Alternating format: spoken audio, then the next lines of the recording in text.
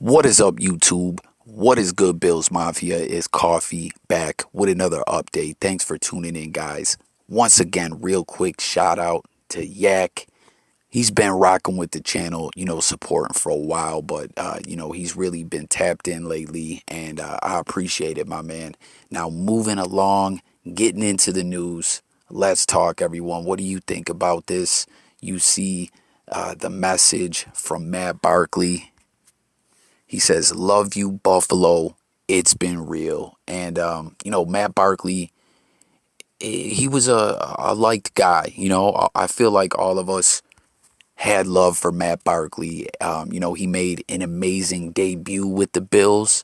But last year there was a lot of discussions as we were on this epic run, as we saw late in the season, Josh Allen go down, had to come out for a snap. And everyone was kind of panicking and talking about, do you feel safe with Matt Barkley as the backup? It's not something anyone ever wants to think about, your starting quarterback getting hurt, but it happens. We saw it happen during Josh Allen's rookie season. Josh doesn't start the season as the starter, but ends up, getting the starting role, taking over from he who I will never name on this channel. Like, I flat out will just not say that guy's name. I saw some people mentioning him on social media a little bit here and there last season, and I was just like, please, no one ever breathe that guy's name. I don't want the jinx. That's a whole nother story. I know you guys know what I'm talking about. We just wish that never existed.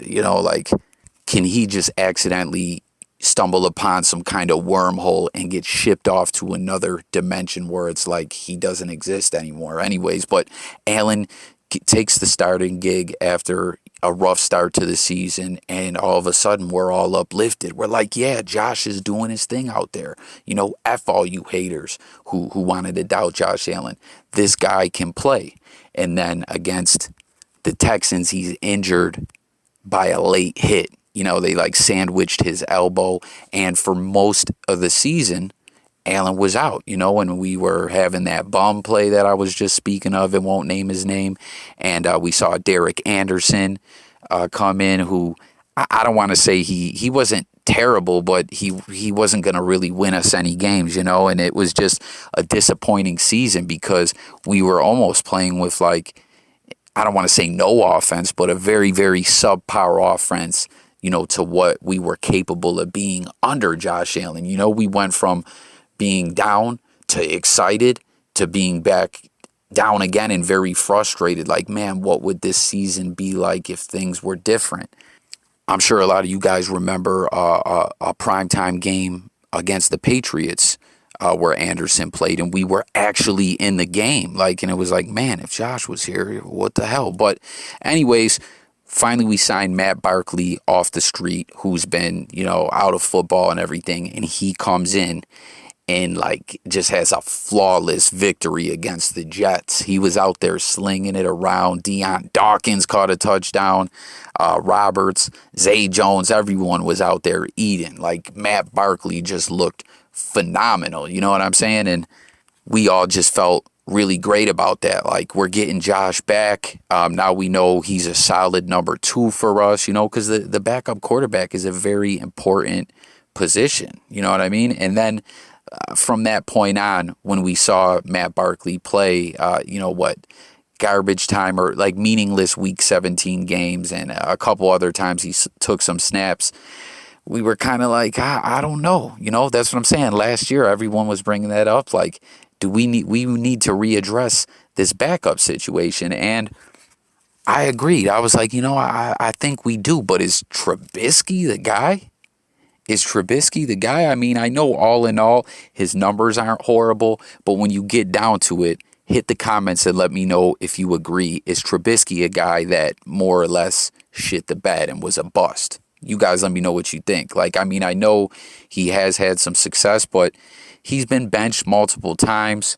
Last season, he more or less played half the season, played the first few weeks, then was benched, and then got the starting job back late in the season.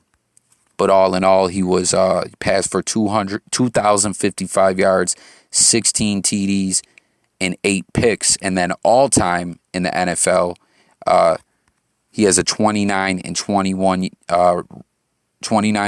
record, 10,609 passing yards, 64 TDs, and 37 picks. Now, all in all, like I said, those aren't really bad numbers. I really like the touchdown to interception ratio. You know, that, I mean, he throws some picks, but still, I like that it ain't, more like even. And yes, he does have a winning record, not a really great win percentage, but I don't know. McDermott is saying this guy, they're going to hit the reset button, give him a fresh start here. This is just a 1-year thing. We're not, there's no long-term plan here. So hit the comments, guys. Let me know what you think. Are you cool with this signing? Is this indeed, in your opinion, an upgrade from Matt Barkley? And what other names are out there that available backups or someone to, slide into that backup role that were available that you thought maybe we should have kicked the tires on or possibly look to? Or do you think this is, good? Let me know in them comments. I mean, hopefully we never even have to really worry about this guy, whoever's the backup taking snaps, you know what I mean, with Josh staying healthy, is what we really want to see. But I'm really curious to know everyone's thoughts, as always. Once again, shout out to Yak. You'll see a comment that I put up from him and a post that I threw up on my Instagram just saluting him for his interaction with the channel and being a part of Team Coffee. Once again, anyone who's new over here, that's what this channel is all about. We talk about music, news, sports, a lot of Buffalo Bills content coming, a lot of other NFL coverage as well. But, we're in off-season mode, checking on, this new roster that's going to be put together for next year. But I want to hear from all you guys, so please support the channel. Make sure to subscribe. Make sure to hit that notification bell. But one thing I want to throw out there that, the homie Yak was saying, and I agree with him, man, or Yak, I'm sorry. It's just nice to know that we got big baller Beane and McDermott. Like, I trust in these guys. You know what I mean? It's just, I spoke about this in another video, how before, in the later years of Ralph Wilson's life, once again, rest in peace, Ralph, there was like consultants running the team, you know what I mean? And they were making half-assed decisions, trying to save money. We were going through all these coaches. Like, it just didn't feel like we were existing to win. You know what I mean? It was kind of like a purgatory, I guess. Maybe that's a morbid way of looking at things, but it just kind of felt like Ralph was getting up there in age and said, listen, I want to leave money to my family. We don't know what's going to happen with the team. That's going to be in limbo. Once again, thank God for Terry Pagula. That was a nerve-wracking time period.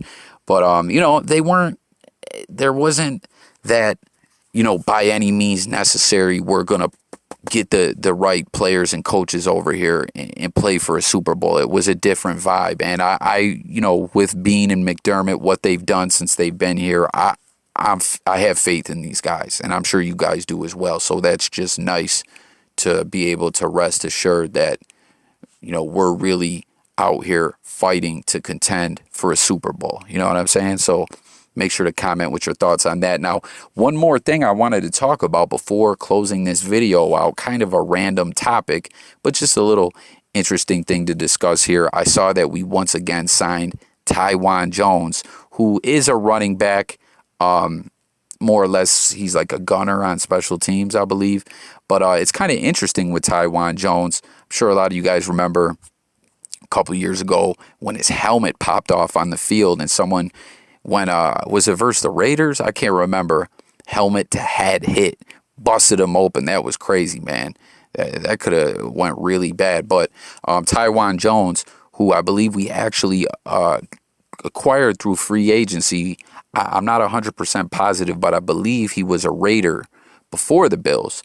So, we have him on the team. He's kind of, I don't want to say buried on the depth chart at running back, but back then, who do we have? We still had Shady. This is the year we broke the drought. when it was Tyrod and he who shall not be named splitting tie. And Joe Webb led us to that epic win in the snow game versus Indy to keep the season alive as well. It was that season. So we still had Shady. Gillisley was gone. I can't remember who Shady's backup was, but we had a couple. We had some nice running backs. And, Taiwan was buried, I guess we'll say, more or less seeing special teams duties. But I believe it was versus the Raiders. Taiwan Jones had a nice end-around play to get a first down, so we were able to run the clock out, like a game-winning walk-off almost first down he picked up. And then he's with us for like a year or two, and then we lose him in free agency, and he goes to the Texans. And something that was absolutely insane, I don't know if you guys remember this, that game we lost in the wild card round against the Texans. You know what I'm saying? He was playing with Houston where the refs screwed us. I mean, we fell apart on our own. We can't be mad about that. We did fall apart. Our team did, but had they not screwed us on that touchdown, things would have went very differently. But anyways, in overtime, you guys remember that magic that Deshaun Watson made happen. It felt like it was NBA Street, or I'm sorry, NFL Street, kind of like the NBA Jam, the NFL version of NBA Jam, where he was heating up and on fire in the second half and on. It was like Deshaun Watson couldn't lose. We could not stop this guy. That play in overtime where they picked up the game-winning field goal. Who was it? Milano and someone else blitzed, and both just made contact with Watson, but he kind of shook them both off and, checked down to get in field goal range. That was Taiwan Jones. And then, he came back with us last year, and here he is again.